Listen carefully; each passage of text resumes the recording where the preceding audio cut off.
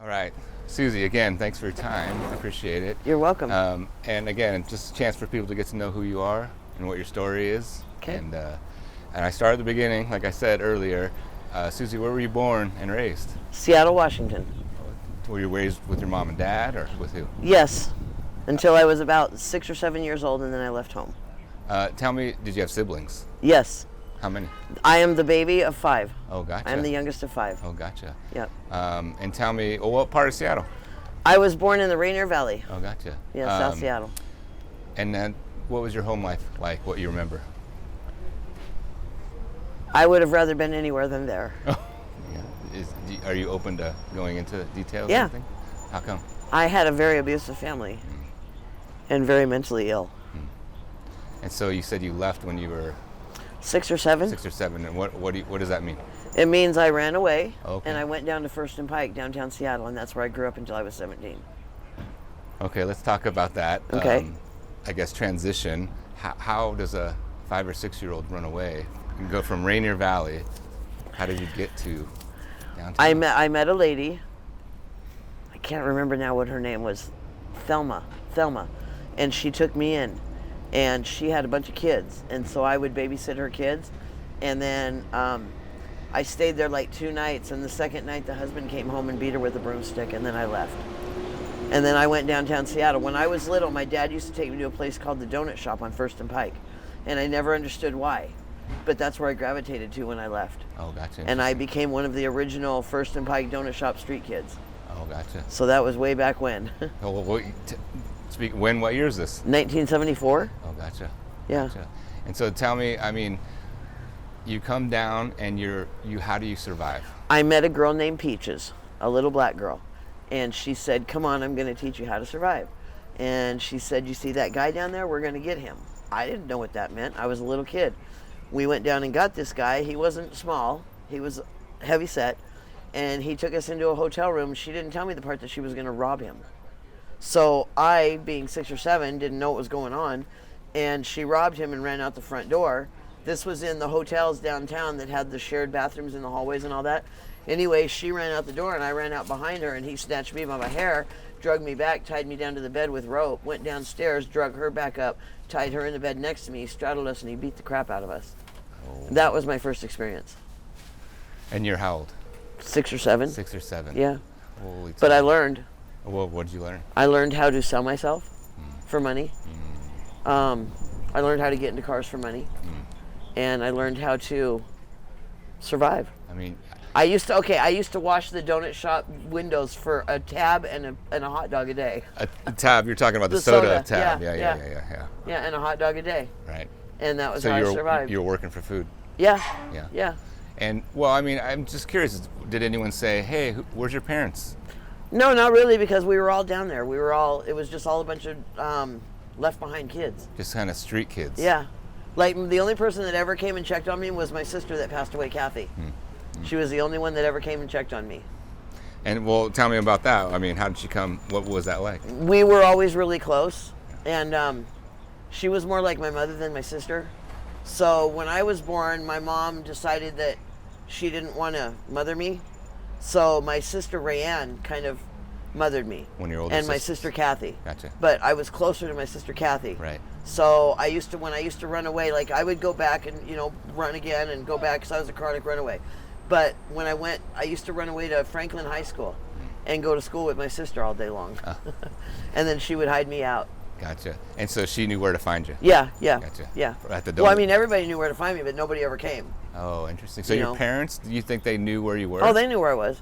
But they just... My dad took me there. Like, I never understood why he took me there. Well, tell me about that. Why do you think he took you there? Because that was what I was supposed to experience. In the cosmic reality of everything, I was supposed to experience that for my experience. Right.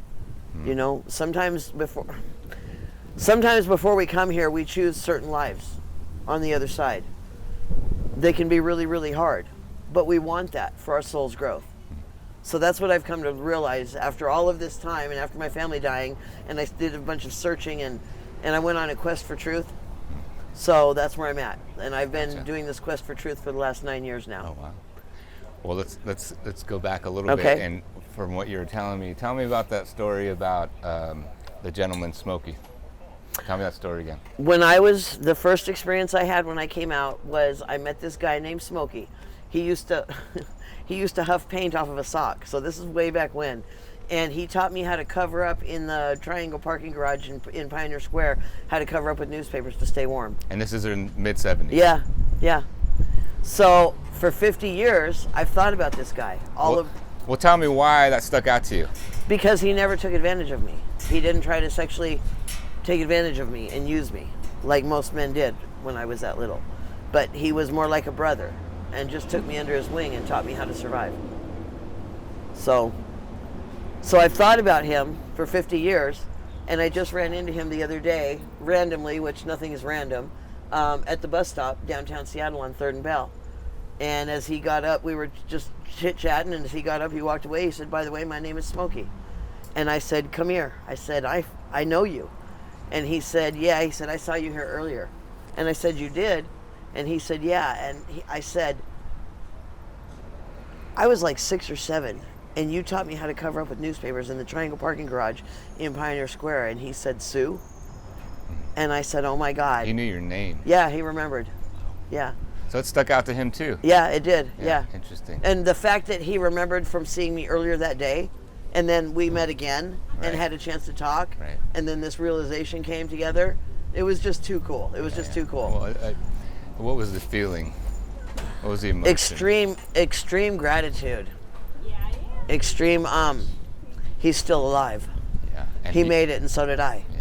Because not a lot of us made it. You know, there's a lot of us that were victims of a lot of my friends were victims of the Green River Killer. Oh, wow. So the police used to come through downtown with a photo album, and they'd say, "When did you see this girl last? When did you see that girl last? How long has it been since you saw her, and all of those girls were his victims.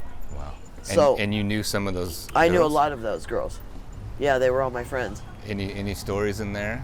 Yeah, I survived him. I actually made it out of his car. Let's hear it. There was 2 women that survived him, and I don't remember the other lady's name, but I remember that me and my friend Tina got into a car one day with this guy, and I don't know where it was or anything, but he took us to some park, and he said, "Hang on, I got to get something out of the trunk." And he went in the trunk, and back in the day, you know, they had the trunks that would lift up, and you could see the little space, you know, so you could see what somebody, and we saw him doing something. We didn't know what he was doing, but at that point I said, "We got to go," and we got out and we ran. Oh, whoa. Yeah, so. Wow. I survived the Green River Killer. Wow, that's wild. Yeah. That is wild. Which is a gift, because what it all did for me was it all brought me back full circle to where I originally started from. So I came back home after being gone for 32 years to write a book to save lives out here. So that's who I am, and that's what I'm doing. Oh, gotcha. So I want to talk about that part. Sure. But I also want to hear, you know, I mean, how many years were you on the street? I'm bad at math, but 9 and 9 is 18. Yeah. So, you know, I was 17. So 10 years, well, 11 years. Well, but I mean, when you were 6, in the mid-70s, you were living on the street? Yeah. For 10 more years? Yes. Gotcha. Yeah. Gotcha. I was there until I was 17 years old and Yeah. got pregnant and had my daughter. Oh, wow. And then I became a welfare mother and all that stuff. And then 7 and 8 years, my kids were when they got taken from me by the state of Washington for neglect. So I was a crack smoker, and I would spend $600 in one night, and then not be able to pay my rent. Right. And, you know, they took my kids. Right. So they were gone for 6 or 7 years. 7 and 8 years they were gone. And I'd always told everybody, I said, one day my kids are going to come back. God's going to bring them back to me. And he did. Yeah. So I was living in Spokane, Washington, and I had a guy that we dated. His name was Kent Bauer. And he took 3 days off of work to contact the state of Washington and get my children back in my life. Yeah. Now you said kids, plural. How many kids? I have 3 kids, but 2 of them were taken by the state of Washington, and the other one ended up with his father. Gotcha. So, yeah. And you still talk to your kids? I do. We have redeveloped a relationship. My daughter's a little bit difficult, but my son, you know, they both called me and said, "Hey, Mom, you know, we forgive you. We understand it wasn't your fault. It was the way that you were or were not raised, the things that you went through." And both of my kids have forgiven me. I'm still waiting on the third, but he's still young.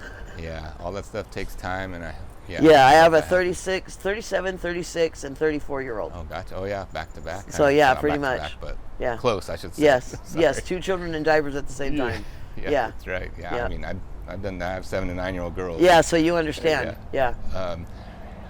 So you're 17 or 18, and then you get housing? Yes. Or off and on housing? Or Yeah, I had my own apartment because I had welfare. Oh, gotcha. But I couldn't keep it because I spent my money on crack cocaine. Right. Instead of paying my rent. Right. So, you get $600 a month in welfare. I think it was $642 a month. And then I got like $300 in food stamps. Gotcha. And all that would be gone. Right. In a matter of a couple of days. Right. So, yeah. Well, during that time frame, what were you, what was happening? Well, I'll tell you one thing that I know from experience is that when your children get taken, you don't stop doing drugs. You do more drugs. To cope. Right. So when the first night that they were taken, I swore to God that I could hear my kids breathing in the bedroom, and I couldn't handle it. And so I went out and got some crack and smoked it and was sitting in my living room with all my money in my lap, and I was sitting cross-legged Indian style on the floor, and who I thought was my friend scooped up all my money and put it in his pocket, and I'm like, come on, man, give me back my... I thought he was joking. He wasn't joking. Wow. And he took my rent money. Wow. And that's how my kids got taken the next day. Gotcha. So that's what led up to that. Gotcha. But yeah. And so, well, how did you get, I'm sure it's a process, but clean, sober, and... I didn't say I was clean and sober. I'm not going to lie. Yeah, I'm not going to lie. I'm not going to lie. But you know what? There's a lot of assumptions on my part, and I apologize. Right, but here's what I learned out of that. I learned how to do my drugs and not let my drugs do me. Oh, great. So, I learned control. To manage. Yeah. Yeah, that's so funny that I assume... nobody knows unless I tell them, okay? Yes. Well, I've talked to people similar, and you don't, it's like you don't know anybody. I know. I apologize for assuming. No, it's all right. Fine. It's all right. I learned something from my kids' dad when I was real young, and he said, when you assume, you make an ass out of you and me. So I've always remembered that. If the camera's on me, I'm red right now. It's Anyways. okay. It's all good. Don't worry about it. You're not as red as that car behind you, so you're good. No, you're good. Well, okay, so let's talk about where you're at now. Where I'm at now is that 4 months ago, so I've been gone for the last 32 years. So I was born and raised here. I went in my late 20s, I moved to Tillamook, Oregon, and I lived there for 17 years. I ran a housekeeping business, and I used to drive cab. We had a cab company called Kenny G Cab, and I used to be one of the drivers. There was only 3. There was Kenny the owner, there was my ex-fiance, Anthony Benton, and there was me. And so I drove cab for about 3 or 4 years, and I delivered newspapers and all that kind of stuff. And then I went from there, and I went 3,000 miles to Marietta, Georgia, and was homeless there for 15 years. And my daughter had stayed here, and so she kept saying, like, Mom, come home. You can get housing here. You can get the help that you need. Because you were mentioning earlier in Georgia, what? They hate the homeless. I mean, I'm just going to say it. It is what it is. They don't care where you go. Just go away. And the police literally come out and cut up our tents and bulldoze our campsites and then leave their cards in our tents after they cut them up. So when you're only allowed 1 tent a year and the police come and cut it up and they know that, it's kind of messed up.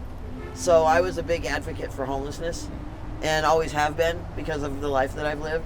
And so gone there for 15 years, Tillamook, Oregon for 17 years. I just came home 4 months ago and I got housing in 5.5 weeks. I am a walking, talking billboard for if you really want it bad enough, you can get housing in Seattle. Yeah. But I haven't had a doctor for 15 years either. Thanks to the Aurora Commons, I now have a doctor. I have a primary care physician. I am now on Maverick, which I've had hepatitis C for 37 years, and I'm now getting cured. Which is a huge thing for me. Yeah. Had I not come home, none of this would be possible. I'm glad you came home. I am too. I am. It's the best. I am grateful for every single mile I went on Greyhound with my cat. Real quick, let's talk about your siblings. Sure. Your other 5, you said? Yeah. Where are they? Dead. Everybody's gone except my older sister, and she and I don't get along. I haven't been able to stop crying for 8 years. I've done a lot of learning in 8 years, but I still cry for my sister. You never know how much you love someone until they're gone. And this is a sister that you were closest with. Yeah, So, yeah. So I have this cat. I have to tell this part. I have this cat. Her name is Tanner. She came to me 8 years ago after my family died.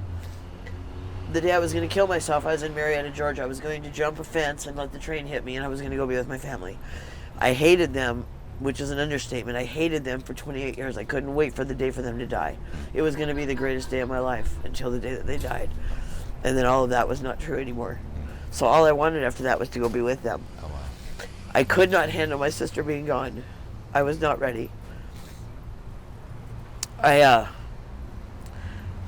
was going to kill myself that day, and something said go to Must Ministries, which is like a homeless shelter lunchroom place. And I went there, and this little kitten as big as my hand walked up into my hand.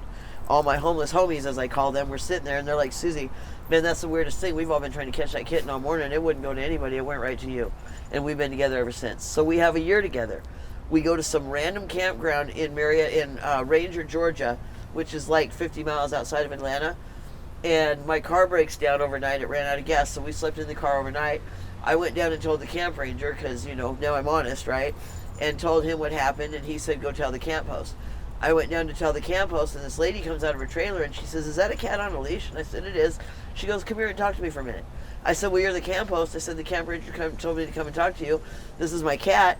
And our car broke down, and she said, no, come here and talk to me. And we went over, sat at her trailer, and she said, so who in your family died recently that you used to tell what to do? And I jumped up, and I said, whoa, you don't know me, and you don't know my story. I said, but a year ago, my whole family died. In 6 months, I lost 5 people every 2 weeks apart. And she goes, but who did you used to tell what to do? My sister. She goes, that's who, spirits in that cat. She said, that cat came to you out of the clear blue sky one day, didn't it? And I told her the story I just told you, which was, she came, I was going to kill myself that day, and she walked into my hand. She said, yeah, that's your protector animal. Oh. So me and my cat are we're together until the wheels fall off. So we're a couple. Great. And nothing comes in between me and my cat. Great. And she literally has saved my life and kept me breathing to bring me back home so I could write this book to save these lives out here. Yeah.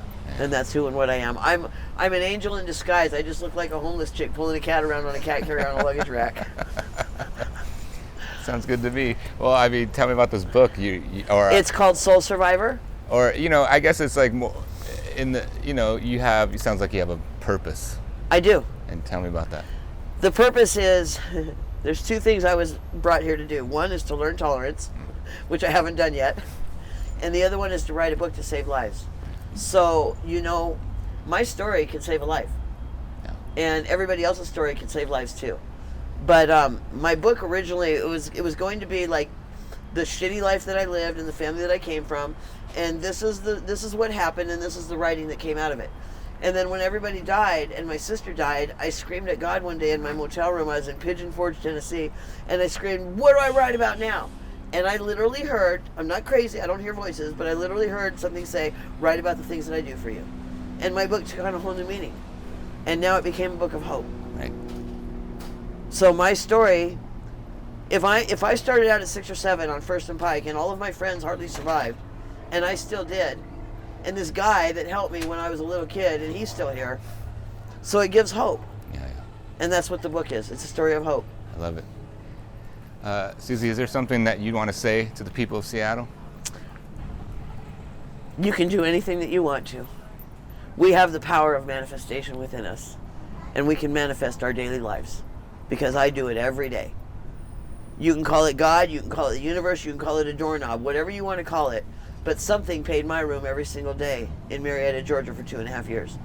My job was to go out and lift up women and other people.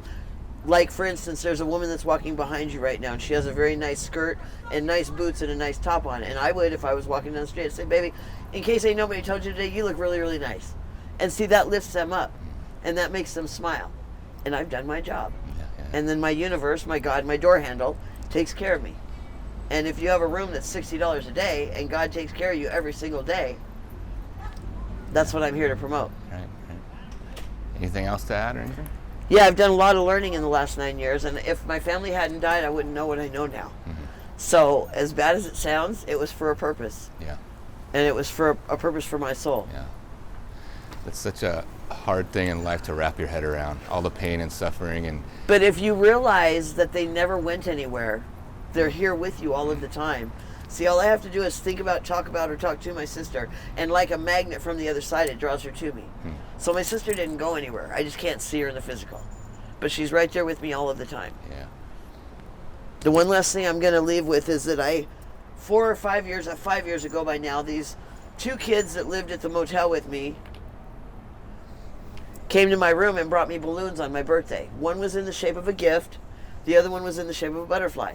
I attributed the gift to my friend that I had for 36 years. I attributed the butterfly to my sister. The day that I learned that my sister didn't die, her body died, but she's around me all the time, the balloon that had been inflated, the butterfly, for 4 months, literally deflated on my lamp. And they were tied together on the same string, tied to my lamp. This one balloon, the butterfly, would go all over the place whenever I talked about to or thought about my sister. The other balloon never moved, never once. The day that I accepted it, that balloon went like that, and it had been inflated. I was going to say the wrong word. It had been inflated for 4 months. So that's not just random. That's not just coinkydink. Yeah. So I learned that it's good to come home. Good. Thank you so much for your time. Thank you for the opportunity. Good to hear your voice, and thanks for sharing part of your story. Thank you. Everybody go find my book in the bookstores in 2 years. Yeah, good. You open for a hug? I am, always. Thanks so much. Thank you very much. Yeah, Thank you. It's nice to meet you. Glad you Whoa! You're good. You're good. I gotta get a couple more photos. Okay. Man, you survived the Green River I Killer. did. That's fucking nuts. Yeah, I know. I mean. I know. Because a lot of my friends didn't. Yeah. You know, I survived a lot of shit. Here's something I didn't tell you in the story. When I was 13 years old, 6 people beat me up. They cut all of my hair off. They burnt me with cigarettes here, and on here. And they cut the skin out of my hand and fed it to their dog. Holy, what is 6 people? Yeah. Are they a cult? They were a wannabe gang, a biker gang. And they cut my hair off and then they braided it and wore it on their jackets. And this is back in the day, you know, when you had the jean jacket with the arms cut off. Sure. And it was like the biker symbol. Yeah. Well, yeah, so that's what happened. And I survived that too. So, you know, I am a survivor. Yeah. I am titanium. You're here. All right, let me grab that little mic. Oh, sure.